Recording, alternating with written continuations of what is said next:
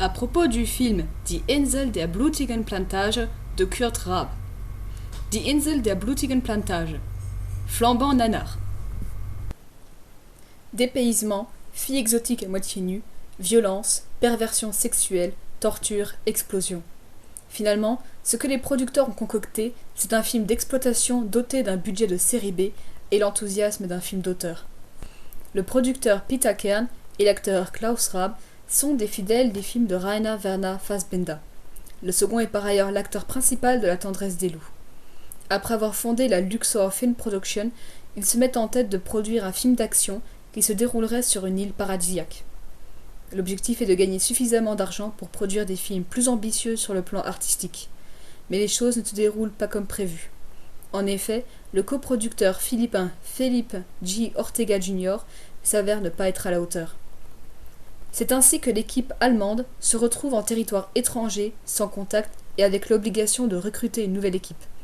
Comme si les choses n'étaient pas encore assez compliquées, il faut de surcroît éviter les sabotages perpétrés par ce trait de Felipe G. Ortega Jr., contrarié d'avoir été déboulonné du projet.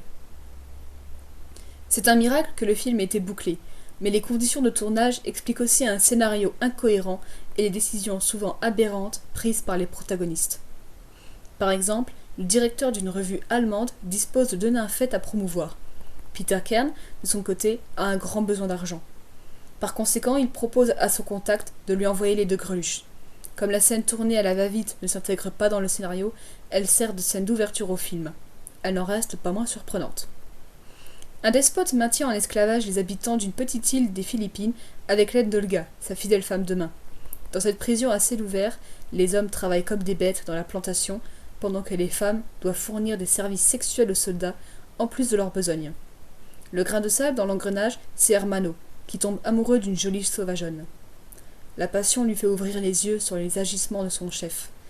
Hermano passe donc dans le camp adverse et tente d'aider les insulaires dans leur projet d'évasion.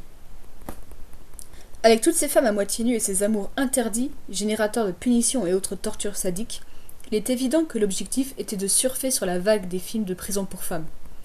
Le film ne cache pas beaucoup non plus son attirance pour les nazisploitation.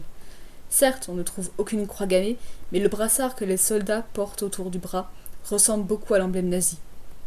Par ailleurs, on a vite fait de trouver une raison à la présence de ces Allemands si éloignés d'Europe.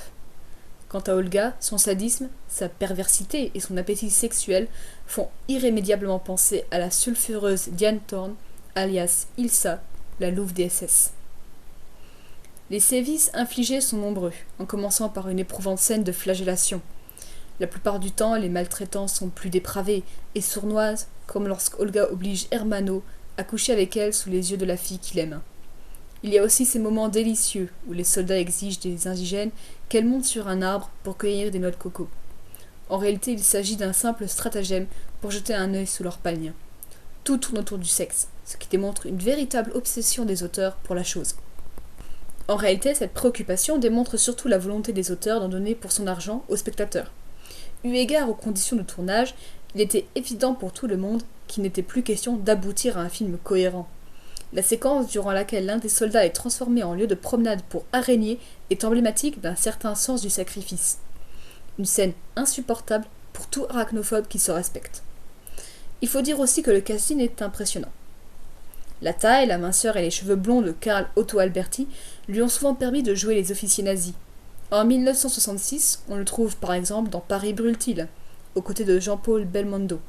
Ici, son cabotinage est délicieux. Barbara Valentin, quant à elle, était considérée comme une bombe sexuelle en raison de sa vie dissolue dans les années 50. Elle est ensuite devenue la protégée de Rainer Werner Fassbinder, qui l'a fait jouer dans le classique « Tous les autres s'appellent Ali » 1974. Quant à Udo Kier, en 1983, il venait de boucler Lili Marleen avec Mel Ferrer, également sous la direction de Rainer Werner Fassbinder, et Dr Jekyll et les femmes de Valerian Borowski. Certes, Die Insel der blutigen Plantage est un nanar, mais un nanar qui a de la classe.